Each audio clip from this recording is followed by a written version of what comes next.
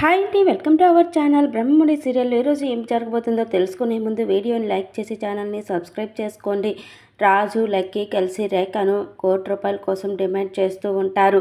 ఇంకా ఇందు జాడ కనుక్కోవడం కోసం నందు ఇంకా మాట్లాడండి అని చెప్పడంతో కంగారులో తిన్నారా అని అడిగేస్తుంది రేఖ. ఏంటి అని రాజు అంటూ ఉంటే, అదే మా అమ్మాయి తినిందా, ఆరోగ్యం ఎలా ఉంది అని అడుగుతున్నాను అని రేఖ తడబడుతూ ఉంటే, తన ఆరోగ్యం సంగతి నేను చూసుకుంటాను, కానీ మీరు డబ్బులు సెట్ చేసుకోండి, తర్వాత ప్లేస్ ఎక్కడో నేను చెప్తాను అంటూ రాజు కాల్ కట్ చేస్తాడు.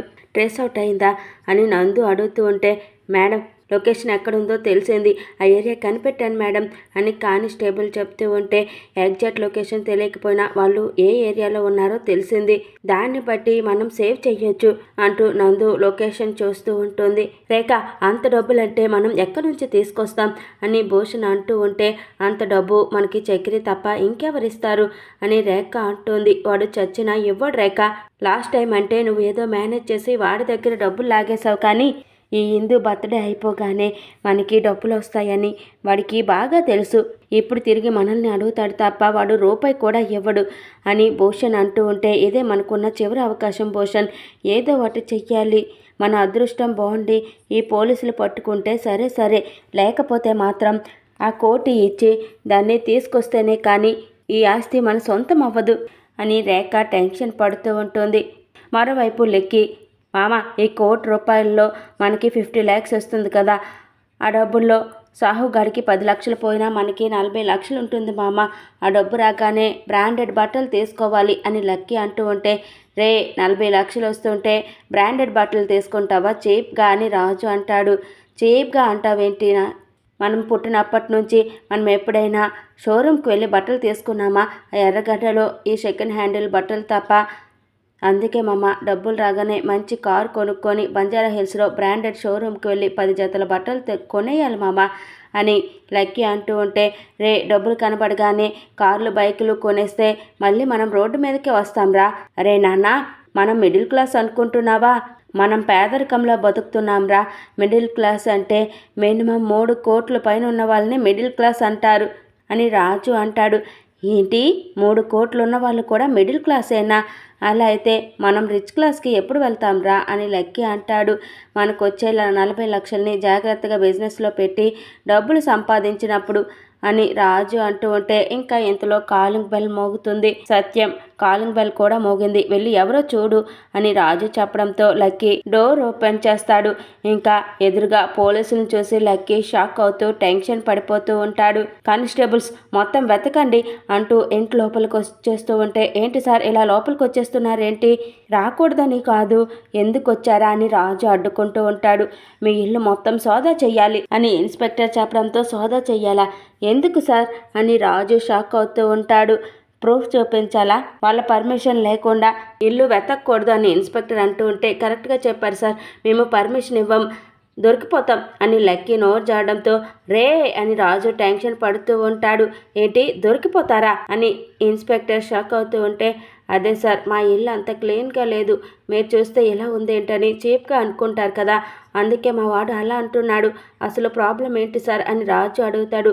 పక్క వీధిలో దొంగతనం జరిగింది, ఎవరో కొంతమంది ఆ దొంగ ఇక్కడికి రావడం చూశాడంట, అందుకే వాడిని వెతుక్కుంటూ ప్రతి ఇల్లు సోదా చేస్తున్నాం అని ఇన్స్పెక్టర్ చెప్పడంతో, దొంగ కోసం వచ్చారా అని లక్కీ అడుగుతాడు.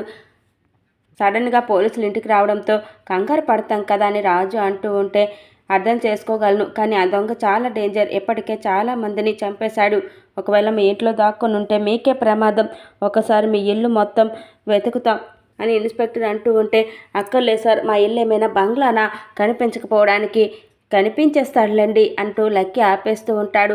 మీ మంచి కోసమే చెప్తున్నా, మమ్మల్ని వెతకనివ్వండి కానిస్టేబుల్, మొత్తం వెతకండి అని ఇన్స్పెక్టర్ చెప్పడంతో, ఇంకా ఇంతలో ఇందు ఎదురుగా వస్తుంది. ఆ అమ్మాయి ఎవరు అని ఇన్స్పెక్టర్ అడుగుతూ ఉంటే, నేను చెప్తాను సార్ అంటూ ఇందు చెప్పబోతూ ఉంటే లక్కీ ఆపేసి, నేను చెప్తాను సార్ మా వాడి వైఫ్ అని లక్కీ చెప్పడంతో, వైఫ్ ఏంట్రా అంటూ రాజు ఇందు ఇద్దరు కూడా షాక్ అవుతూ ఉంటారు. గొడవ జరిగినంత మాత్రాన వైఫ్ కాకుండా పోతుందా, నా సిస్టర్తో నేను మాట్లాడతాను, నువ్వు నోరు మూసుకో, ఈ మధ్య నీకు బాగా ఇగో ఎక్కువైపోయింది, నా చెల్లితో నేను మాట్లాడతాను కదా అని లక్కీ ఇందు వైపు చూస్తూ, సిస్టర్ సంసారం అన్నాక గొడవలు కామనే కాబట్టి అడ్జస్ట్ అయిపోండి.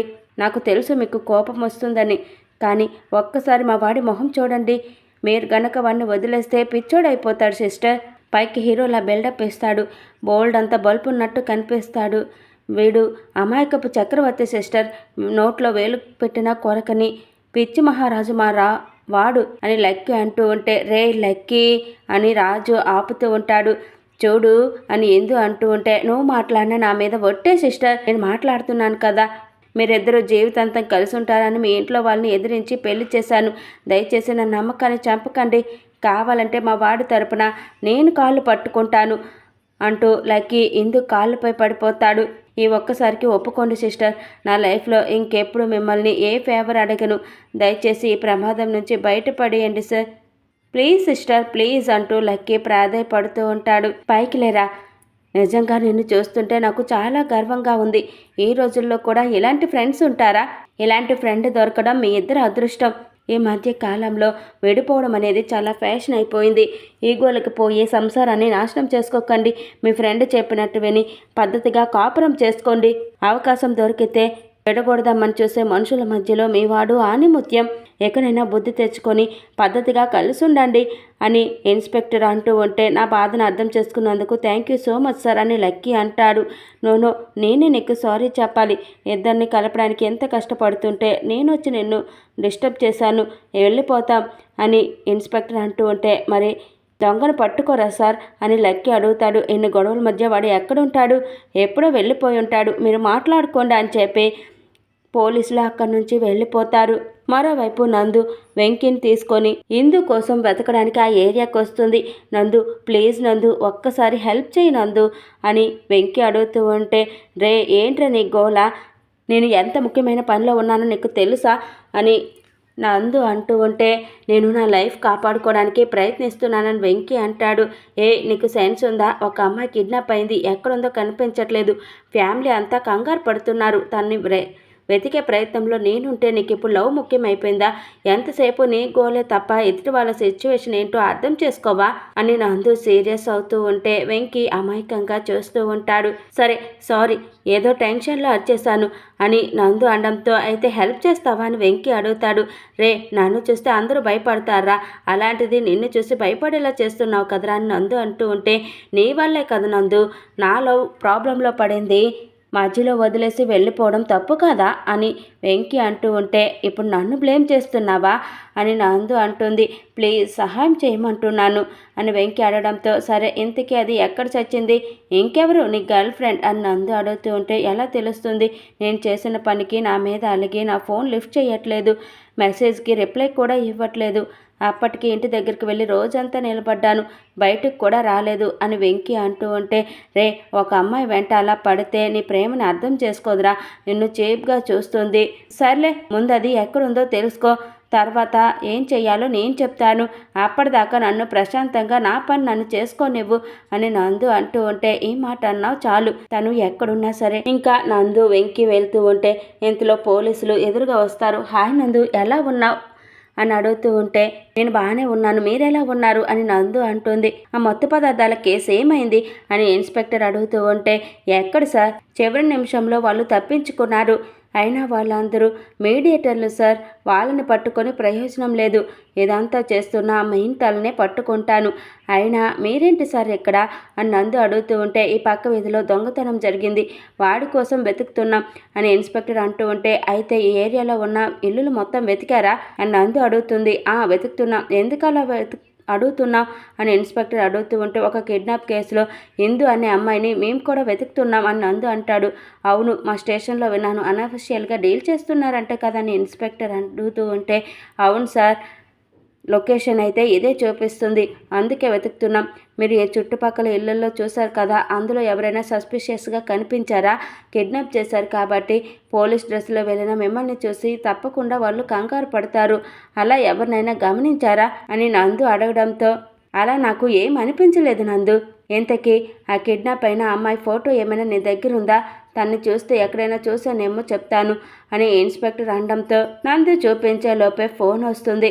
ఇంకా అర్జెంటుగా రమ్మని సుపీరియర్ ఆఫీసర్ ఫోన్ చేయడంతో సార్ 5 మినిట్స్లో అక్కడ ఉంటాను. సారీ నందు, వెళ్ళిపోవాలి, ఎస్పీ గారు పిలుస్తున్నారంట, ఏదో సెలబ్రిటీ కేసు వెళ్ళాలి అంటూ పోలీసులు అక్కడి నుంచి వెళ్ళిపోతారు. నా ఫ్రెండ్స్ని కూడా అడుగుతున్నాను నందు, ఈరోజు ఆఫీస్కి రాలేదంట ఆ అమ్మాయి అని వెంకీ అనడంతో, నువ్వు ఆ అమ్మాయిని పట్టుకో, నేను ఈ అమ్మాయిని వెతుకుతానంటూ ఇందు ఫోటో చూపించి నందు వెతుకుతూ ఉంటుంది. రే, నోటికి ఏదొస్తే అది వాగేస్తావా? ఏం పడితే అది చెప్పేస్తావా? అసలు నా పెళ్ళమని ఎందుకు చెప్పావరా అని రాజు సీరియస్ అవుతూ ఉంటే, మామ ఆవేశపడకుండా కాస్త ఆలోచించు, పోలీసులకి నిజం తెలిస్తే ఏమయ్యేదో నీకు తెలుసు కదా అని లక్కీ అంటూ ఉంటే, అందుకని మా ఇద్దరికి భార్యాభర్తల సంబంధం అంటగట్టేస్తావా? ఆ మాట వెనుకనే నాకు ఒంటి మీద తేళ్లు జర్లు పాకినంత పని అయింది తెలుసా అని రాజు అంటాడు. ఆపుతారా మీ ఓవర్ యాక్షన్? మీలో మీరే గొడవ పడుతూ తెలివిగా తప్పించుకుందామని చూస్తున్నారా? ఇదంతా మీరిద్దరూ కలిసి ఆడుతున్న నాటకం అని నాకు బాగా తెలుసురా. పోలీసులు వస్తే ఎలాగే మాట్లాడాలి అని మీరు ఆల్రెడీ డిసైడ్ అయ్యారు కదా అని ఎందు అంటుంది. అంటే నీకు మొగుడుగా నటించాలని నేనే ప్లాన్ చేశానంటావా అని రాజు అంటే, ప్లాన్ చేయడమే కాదు, అందులో సక్సెస్ కూడా అయ్యావు. ఈజీగా పోలీసుల నుంచి తప్పించుకున్నావు. నువ్వు ఎంత పెద్ద ఫ్రాడ్వో నాకు తెలియదు అనుకుంటున్నావా అని ఎందు అంటుంది. నేను ఫ్రాడ్ అయితే నువ్వేంటమ్మా? నువ్వు అన్నట్టు మా ప్లానే అనుకుందాం. మరి నువ్వెందుకు పోలీసుల ముందు సైలెంట్గా ఉన్నావు చెప్పు? మేమే కిడ్నాప్ చేశామని నిజం చెప్పేయచ్చు కదా అని రాజు అంటూ ఉంటే ఇందు కంగారు పడుతూ ఉంటుంది. మేమంటే దొంగలం చిల్లరగల్లం, మరి నువ్వు నిజాయితీ పర్రాలవే కదా, నువ్వెందుకమ్మా నిజం చెప్పలేదు అని రాజు అడుగుతూ ఉంటే, అబ్బా భలే పాయింట్ పొట్టావురా, అసలు నాకు ఈ ఆలోచన రాలేదు. అవును మేడం, మీ దృష్టిలో మేము వెధవలమే కదా, మరి మీరెందుకు చెప్పలేదు అని లక్కీ అడుగుతాడు. పోనీ నన్ను చెప్పమంటావా? నువ్వు ఇప్పుడున్న పరిస్థితుల్లో ఆ ఇంటికి తిరిగి వెళ్ళలేవు. పోలీసుల ముందు కిడ్నాప్ విషయం బయట పెడితే నేను తీసుకెళ్ళి ఆ ఇంట్లో వదిలేస్తారు. అలా జరిగితే నువ్వు వేసుకున్న ప్లాన్ మొత్తం ఫెయిల్ అయిపోతుంది. నీకు ఇప్పుడు బయట ఉండడం చాలా అవసరం. సో నువ్విక్కడ ఉండడం మాకెంత అవసరమో నీకు కూడా అంతే అవసరమని రాజు అంటాడు. చూడు, అంత సినిమా లేదు, నాకు బయట ఉండడం అవసరం, కానీ ఎక్కడ ఉండడం నాకు అవసరం లేదు. నీతో కలిసి ఉండాల్సిన అవసరం నాకు అస్సలు లేదు. మీరు ఇదంతా డబ్బు కోసమే చేస్తున్నారని నాకు బాగా తెలుసు. మీకు ఎంత కావాలో చెప్పండి, ఆ డబ్బులు నేను ఇస్తాను.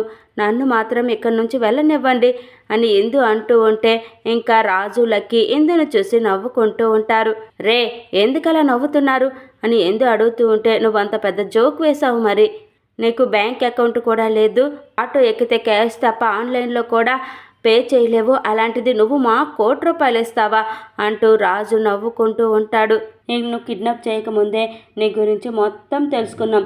నువ్వు సంతకం పెట్టడానికి తప్ప నీ దగ్గర చెల్లి గవ్వ కూడా లేదని మాకు బాగా తెలుసమ్మా అని రాజు అనడంతో ఇంకా ఇందు పగలబడి నవ్వుతూ ఉంటుంది. రాజుకి లక్కీకి అర్థం కాక చూస్తూ ఉంటారు. ఎప్పటి వరకు మిమ్మల్ని వెధవలని అనుకున్నాను, ఇంత తెలివి తక్కువ వాళ్ళని ఇప్పుడే అర్థమైంది. నన్ను కిడ్నాప్ చేస్తే మా రేఖ ఆంటీ ₹1,00,00,000 ఇవ్వడానికి రెడీ అయ్యిందంటేనే మీకు అర్థం కాలేదా? నేను పెట్టే సంతకం ఎంత విలువైనదో. హలో, నేను దుగ్గిరాల ఇంటి వారసురాల్ని, స్వరాజ్ గ్రూప్ ఆఫ్ కంపెనీస్కి కాబోయే చైర్మన్. ఇలా తెలివి తక్కువగా ఆలోచించి టైం వేస్ట్ చేసుకోకండి. చూడండి, నన్ను వదిలిపెడితే మీరు అడిగిన దానికంటే ఎక్కువ ఇస్తాను అని ఎందు అంటుంది. మాకు డబ్బులే ముఖ్యం, అది ఎవరిస్తారనేది అనవసరం. నువ్వు ఇస్తానంటే ఇప్పుడే వదిలేస్తాం.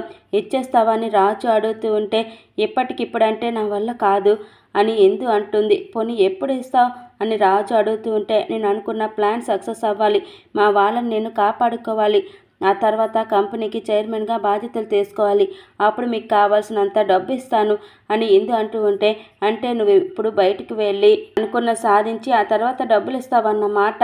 మీ మరీ అంత ఎదవల్లా కనిపిస్తున్నామా? నిన్ను ఒకసారి బయటకు వదిలేస్తే మాకు చిక్కుతావా? అసలు నిన్ను కిడ్నాప్ చేసినందుకు మమ్మల్ని వదిలిపెడతావా అని రాజు అంటూ ఉంటే, నేను నిజం చెప్తున్నా అని ఎందు అంటుంది. మేము నిజమే చెప్తున్నాం, ఇలాంటి ఆవు పులి కథలు నమ్మడానికి మేము సిద్ధంగా లేము. అక్కడ మీ రేఖ ఆంటీ 2 రోజుల్లో ₹1,00,00,000 ఇవ్వడానికి సిద్ధంగా ఉంది. తనకి నిన్ను అప్పగించేసి మా డబ్బులు తీసుకొని మా దారిన మేము వెళ్ళిపోతామని రాజు అంటాడు. అయ్యో అది కాదండి, నేను చెప్పేది వినండి అని ఎందు అంటూ ఉంటే, రే లక్కీ, ఇది మళ్ళీ మొదలు పెట్టిందిరా, దీన్ని లోపలికి తీసుకెళ్ళి పడేరా అని రాజు చెప్పడంతో లక్కీ ఇందుని లోపలికి తీసుకెళ్లి బయట నుంచి గడియ పెట్టేస్తాడు. రే లక్కీ, నా మాట వినరా, నేను నిజమే చెప్తున్నా అంటూ ఎందు ఏం చేయలేక అక్కడే కూర్చుంటుంది. ఇంకా లక్కీ, నందు వెంకీ కలిసి రావడం చూసి, రే మామ, కొంపదీసి మనమే కిడ్నాప్ చేసామని తెలిసి మీ తమ్ముడే పట్టించడానికి వస్తున్నాడా ఏంటి అని కంగారు పడిపోతూ ఉంటే, రే వాడు చేసినా చేస్తాడ్రా, అసలు నిజాయితీకి ప్యాంటు షర్టు వేసినట్టు ఉంటాడు, ఇలాంటి పని చేశామని వాడికి తెలిస్తే తప్పకుండా పట్టిస్తాడ్రా అని రాజు అంటాడు.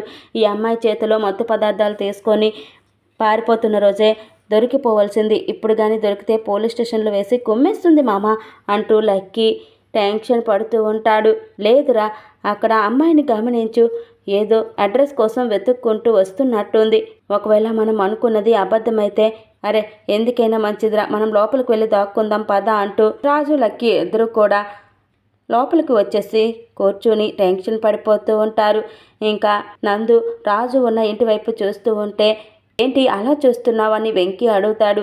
ఈ ఏరియా మొత్తంలో ఈ ఇల్లు ఒకటే సపరేట్గా కనిపిస్తుంది, ఒకవేళ నేనే కిడ్నాప్ చేస్తుంటే పక్క వాళ్ళతో సంబంధం ఉండకుండా ఇలాంటి ఇంట్లోనే పెట్టేదని నందు అంటూ ఉంటే, అయితే కిడ్నాప్ అయిన అమ్మాయి ఈ ఇంట్లో ఉండే ఛాన్స్ ఉందంటావా అని వెంకీ అంటాడు. డౌట్ ఎందుకు, ఒకసారి వెళ్ళి చెక్ చేద్దాం పద అంటూ నందు వెంకీని తీసుకొని ఇంటికి వస్తుంది. ఇంకా తర్వాత ఎపిసోడ్లో రాజు లక్కీ నిద్రపోతూ ఉంటే నందు ఇంట్లోకి వచ్చి ఇందు అక్కడ ఉండడం కనిపెట్టేస్తుంది. అక్క, వాళ్ళు లేచేలోపే మనం ఇక్కడి నుంచి వెళ్ళిపోదాం పదా అని నందు పిలవడంతో, నందు నాకు ఒక విషయం చెప్పు, నా కోసం ఇదంతా ఎందుకు చేస్తున్నా అని ఎందు అడుగుతూ ఉంటే ఇంకా నందు ఆలోచిస్తూ ఉంటుంది. మరి ఏం జరగబోతుందనేది రానున్న ఎపిసోడ్లో తెలుస్తుంది. Please subscribe my channel. Thank you for watching.